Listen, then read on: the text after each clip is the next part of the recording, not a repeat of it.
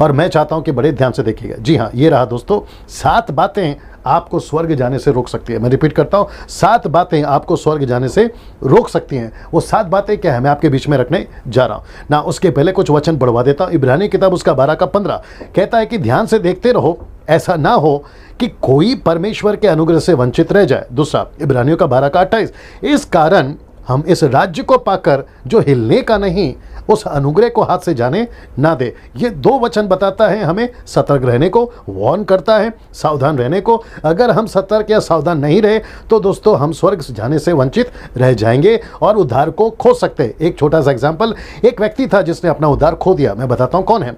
वो जागरूक ना होने के चलते उसके साथ में ये घटना घटी। याद रखो, न्यू टेस्टमेंट का है, यीशु के ज़माने का है। जानना चाहोगे कौन है? जी हाँ दोस्तों, उसका नाम है यहूदा इस्करियोत।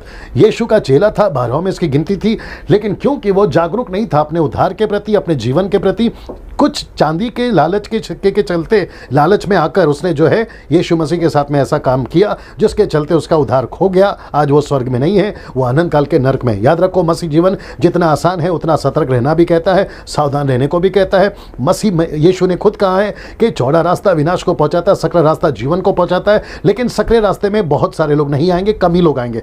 तो आपकी गिनती अगर सकरे रास्ते में है तो आपको ये 7 बातों से बचना है। मैं आपके बीच में रखने जा रहा हूं। वो 7 क्या है? सबसे पहला, धन का लालच। मैं रिपीट करता हूं, धन का लालच। मत्ती की किताब उसका 19 का 23, तब यीशु ने अपने चेलों से कहा, मैं तुमसे सच कहता हूं कि धनवान का स्वर्ग के राज्य में प्रवेश करना कठिन है। ये जो शब्द लिखा है ना, कठिन है। मत्ती की किताब उसका 6 का 9, पर जो धनी होना चाहते हैं वे ऐसी परीक्षा और फंदे में और बहुतेरे व्यर्थ हानिकारक लालसाओं में फंसते हैं जो मनुष्य को बिगाड़ देती है और विनाश के समंदर में डुबा देती है। ना दोस्तों, मैं चाहता हूं कि अब ये 2 वचनों से समझ में आता है कि हमें धन का लालची नहीं होना है। यीशु के पीछे हम क्यों चल रहे हैं? पैसों के लिए नहीं, आशीष के लिए नहीं, घर के लिए नहीं, वीजा, बिजनेस, नौकरी, परिवार के लिए नहीं। हम यीशु के पीछे चल रहे हैं, यीशु के राज्य को बनाने के लिए ना। वक्त को ध्यान में रखते हुए, थोड़ा वक्त आज ज्यादा जाएगा। दूसरा पॉइंट है घमंड। ये कहता है घमंड, दूसरा पॉइंट है घमंड। याकूब की किताब उसका 4 का 6 कहता है कि परमेश्वर अभिमानियों से विरोध करता है पर दीनों पर अनुग्रह करता है। और 4 का 10 कहता है प्रभु के सामने दीन बनो तो वह तुम्हें शिरोमणि ठहराएगा। तो इसका मतलब है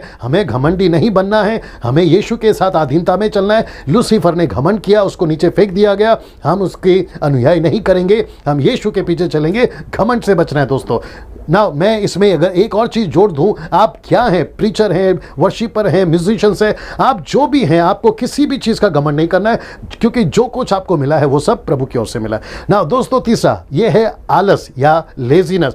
इसके ऊपर मैं जल्दी से बात करूंगा। गलीतियों की किताब उसका 6 का 9 कहता है हम भले काम करने में आओ ना छोड़े, क्योंकि यदि हम ढीले ना हो तो ठीक समय पर कटनी काटेंगे। ढीले शब्द जो है आलस को दर्शाता है ना। इसको देखिए, यिर्मयाह की किताब उसका 48 का 10 कहता है श्रापित है वह जो यहोवा का काम आलस्य से करता है। हमें आलस नहीं करना है, परमेश्वर का काम में किसी प्रकार की देरी नहीं करना है। यीशु का एक स्टेटमेंट था यूहन्ना की किताब उसका 5 का 17 में। इस पर यीशु ने उससे कहा कि मेरा पिता अब तक काम करता है और मैं भी काम करता हूं। ना पिता आलस है ना पुत्र आलस है, तो फिर उसकी कलीसिया यानी आप और मैं आलस में क्यों? बाइबल पढ़ने में आलस नहीं होनी चाहिए, प्रार्थना में आलस नहीं होनी चाहिए, यीशु की सेविकाएं करने में आलस नहीं होनी चाहिए। ये सारी चीजों को आपको जो है ध्यान रखना। ये रहा चौथा जो कि क्रोध को दर्शाता है। इफिसियों की किताब उसका 4 का 26 कहता है क्रोध तो करो पर पाप मत करो। मैं रिपीट करता हूं, क्रोध तो करो पर पाप मत करो, सूर्य अस्त होने तक तुम्हारा क्रोध शांत हो जाए। यहां 2 प्रकार का गुस्सा दिखता है, एक है आत्मिक और दूसरा है शारीरिक। मैं यहां पर शारीरिक गुस्से की बात कर रहा हूं जो आपको प्रभु से दूर कर सकता है। गुस्से में आकर रिश्ते टूट रहे हैं, गुस्से में आकर चर्च को छोड़ रहे हैं, गुस्से में आकर पास्टर से रिश्ता तोड़ रहे हैं, गुस्से में आकर यहां कि यीशु को भी लोग छोड़ रहे हैं।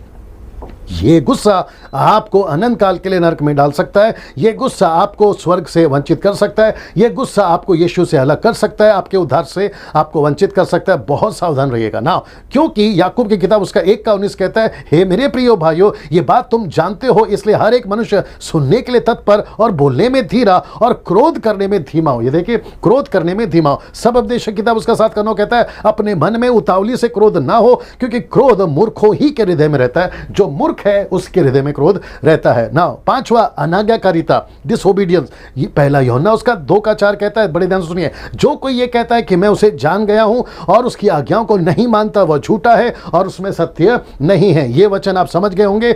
मैं चाहता हूं कि 6वें पे जल्दी से जाए। 6वां कहता है जलन।